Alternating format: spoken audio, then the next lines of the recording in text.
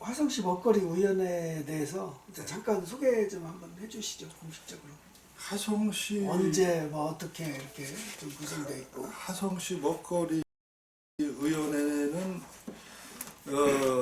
화성의제에서 TF팀을 구성해서 조례나 이런 거를 만들어서 일단 조례가 통과가 되고, 조례에 의해서 먹거리 위원회 심포지움의 발대식을 11월 3일 날 그 라비돌 리조트 본관 노비홀에서 연회장에서 개최를 했습니다. 거기서 저도 위원장에 선출이 됐지만, 그래서 먹거리 위원회의 그 분과별로 보면 생산분과가 7명, 식품안전분과가 6명, 먹거리 사회적 경제 가공 유통분과가 7명, 공공급식 식생활 교육 홍보분과가 8명, 먹거리 복지 상생분과가 6명, 환경분과가 5명, 이렇게 해서 총 40명인데, 거기서 당연직 공무원이나 의장, 공무원 국장, 또 시의원, 시장님은 공동위원장이고요. 뭐 여타의 공직에 있는 뭐 유통과장이나 이 공직에 있는 분들 당연직이 한 10분 되고요. 나머지는 민간, 의촉직, 뭐 한살림 대표라든가 아이컵 대표라든가 뭐 환경단체든가 여러 단체에서 참여를 하고 있습니다. 그러니까 행정까지 포함해서 40명입니다. 예. 그렇게 진행이 되고요.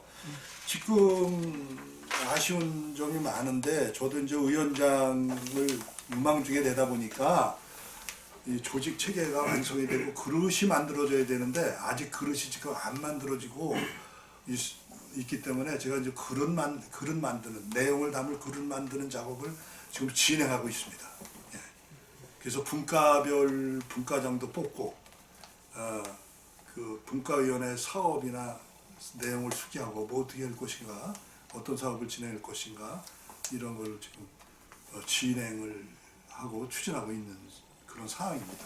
그 위원장은 시장과 공동위원장이죠. 민간하고 예, 이제, 그렇죠. 예. 조례에 나와 있는 대로 이렇게 예, 예. 있어요. 그러면 화성시 의제에서 그 좀 이렇게 이제 플랜 TF를 만들어서 이렇게 준비를 해왔다고 그러셨는데, 예. 그러면은 그 위원장님은 그 거기 화성시 의제 참여를 안 했습니다. 예, 나는 화성시 친환경 연합회 회장의 역할이 있었고, 제가 위원장이 된 것은 생산 농가에서 이번에 초창기에 해야 되지 않느냐. 그래서 제가 이제 울명회전업시로 위원장을 수락하고. 생산 농가라고 해도 뭐 또 이제 생산 그 단체들도 많은데. 그러니까 이제 친환경이기 때문에 친환경의 중요성을 그 TF팀에서 인식을 하고, 앞으로 이제 그 농산물이라는 게 생명과 직결되지 않습니까? 그래서 식품의 안전도나 이런 거에서 친환경으로 가야 된다. 정책 방향도 친환경으로 가야 되기 때문에 내가 능력이 있어서 된 게 아니라 친환경연합회 회장이기 때문에 위원장에 선임이 됐죠. 그러면은 이제 화성시 이제 먹거리 위원회가 이제 만들어지면서 화성시 이제 푸드플랜은 이제 이미 이제 수립이 이제 됐고, 그 푸드플랜 그 계획에 따라서 먹거리 위원회가 구성이 되고 이제 위원장이 되셨는데, 그러면 이후에 화성시의 그 푸드플랜 관련된 이게 아직 뭐 공식적인 계획은 아직 안 나왔겠지만, 그 위원장님께서 보시는 그런 어떤 뭐 계획이나 그런 어떤 과제라고 하면 뭐가 있을까요? 지금 우리가 그 발대식을 할 때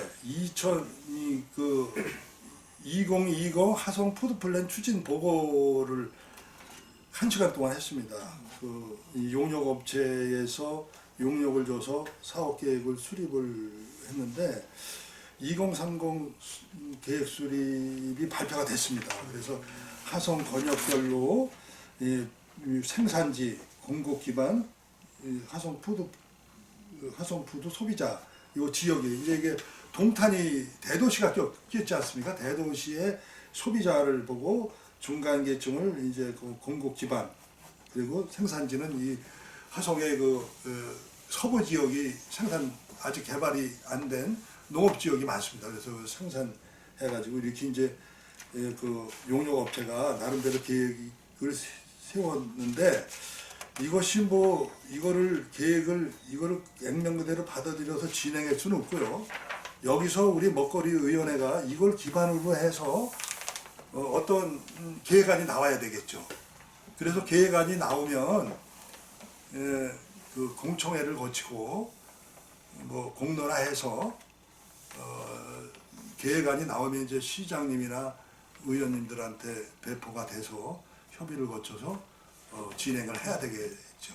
그런 계획을 지금 저희 나름대로 갖고 있습니다. 그 2020 계획이라는 건 네. 그러니까 화성시 지속 가능성 확보를 위한 농종 패러다임의 전환과 실천 가져해가지고 이게 이제 애초에 이제 우리가 먹거리 위원회가 결성되기 전에 이 용역을 줘서 계획안이 나왔습니다. 그래서 실태 조사나 여러 가지 면밀히 전문가 시견으로 이제 했는데 화성에 실질적으로 이 계획안을 세울 때 물론 여론 수렴해서 농민들의 입장을 많이 그분들이 듣고 경청해서 세운 거지만 그래도 이게 모범안이라고는 저는 생각하지 않습니다.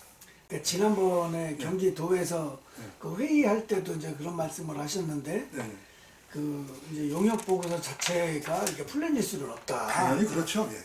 절대 그렇지 않고 물론 용역 업체가 그 전문적인 식견을 갖고 접근하는데 이 용역 업체 대부분의 그 화성시도 하지만은 타 시군들도 그분들이 용역을 하더라고요. 그러니까 그분들은 매뉴얼이 있어요. 매뉴얼대로 어떠한 그 조사 보고를 통해서 그냥 뭐 구체적인 안이 아니라 그냥 개괄적인 안을 내어서 용역 보고를 한 거고 했습니다. 근데 그거가 모범안이 될 수가 없죠. 그리고 화성시 현실은 누구보다도 화성 시민이 더 잘 압니다. 그래서 화성시의 시민이나 농민이 이 보고서를 기반으로 해서 세밀히 검토해서 구체적인 안이 나와야 되지 않느냐, 저는 그렇게 생각합니다. 그래서 먹거리 의원회가 있는 거죠. 이게 용역 그대로 진행할 것 같으면 먹거리 의원회가 협의체가 구성할 필요가 없겠죠. 예? 저는 그렇게 생각합니다. 그래서 그야말로 생산에 대해서 이분들의 용역업체가 생산의 부분에서 농민의 입장을 충분히 고려했다고 보지 않습니다. 예. 또 소비자 입장에서의 소비자의 화성 시민의 소비자의 입장을 충분히 고려했다고 볼 수 없습니다. 가공도 마찬가지고요. 그분들은 어떤 매뉴얼대로 진행된 상황이기 때문에 현실감이 좀 내가 좀 읽어봤는데 제가 보기에는 수정될 부분이 많지 않나 이런 생각을 갖고 있습니다. 예. 예. 그럼 이제 마무리 예. 하면서 예. 그 농민들과 이제 지자체, 뭐 공무원 그리고 이제 시민단체 그 이 사람들한테 이제 그 이제 시민단체라고 하면 또 이제 소비자도 되고 네. 이제 그렇죠. 그분들한테 좀 이렇게 뭐 당부하시고 싶은 말씀이 있으면. 농민들은 이 패러다임의 전환이라는 인식, 푸드플레이라는 인식을 좀 해야 될 거고요. 뭐 100% 화성시 농민들이 다 할 필요는 없지만 그래도 주체 세력, 각 단체장이나 농정에 대한 관여 있는 농민들, 사회활동 농민들은 푸드플레이에 대한 인식을 해야 될 거고 소비자는 물론이고 그리고 공무원은 사실 나는 그 지금 행정체계가 사실상 이게 일제시대 때 만들어 놓은 행정체계를 갖고 지금 21세기도 운영이 되는 거에 대해서 참 못마땅해 여깁니다. 사실 이걸 대한 뭐 공무원들이 뭐 들으면 기분 나쁠지 모르지만 이거는 슈퍼마켓식 행정이다. 21세기에 안 맞는 행정을 하고 있다. 민간 거버넌스의 역할을 할 수 있는 구조가 지금 안 돼 있어요. 예, 그래서 그런 그 농정 체계를 만들어야 되지 않느냐. 뭐 소비자도 참여하는, 예, 가공자도 참여하는. 물론 먹거리위원회가 다 그런 조직이지만 더 확대해서 전반적으로 먹거리위원회 활동은 한계가 있다고 봐요. 그러니까 이거를 이 농업을 저는 그렇게 생각해요.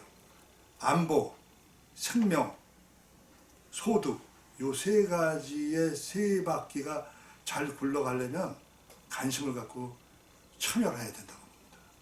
이거는 개인의 문제가 아니고 어떤 일부의 단체의 일은 아닙니다. 우리 국가적인 이 총체적인 그 모든 국민이 문제의식을 갖고 접근할 문제지, 이건 어느 계층이나 이 국한된 일부 국부의 문제는 아니라고 봅니다. 그래서 관심을 갖고 이거를 이 푸드 플래닝 정부 시책을 성립해 나가지 않으면 우리나라는 안보나 생명이나 소득이나 이게 다 무너지게 돼 있으면 선진국 대열에 진입을 못한다고 봅니다. 이거 아주 절대절명의 과제라고 저는 생각합니다. 예.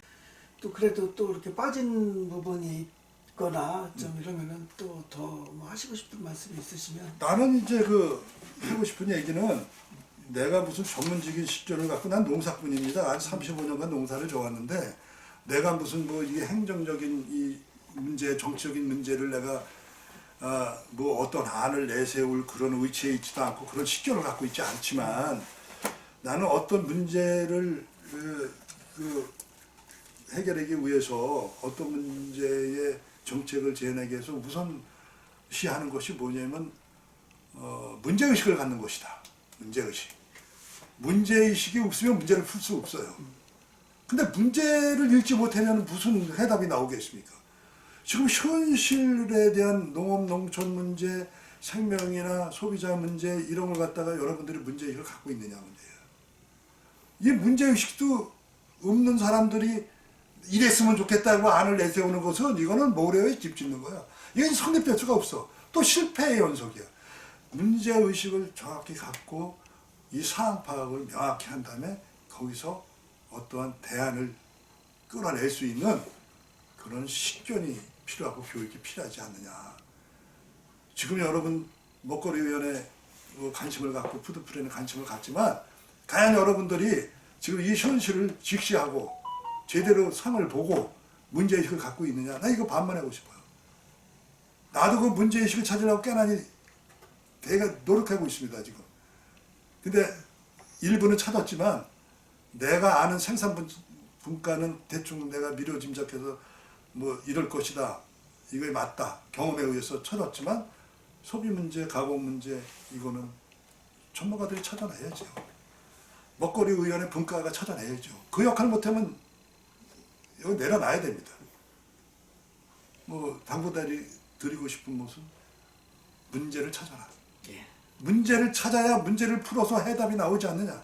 이걸 주장하고 싶죠.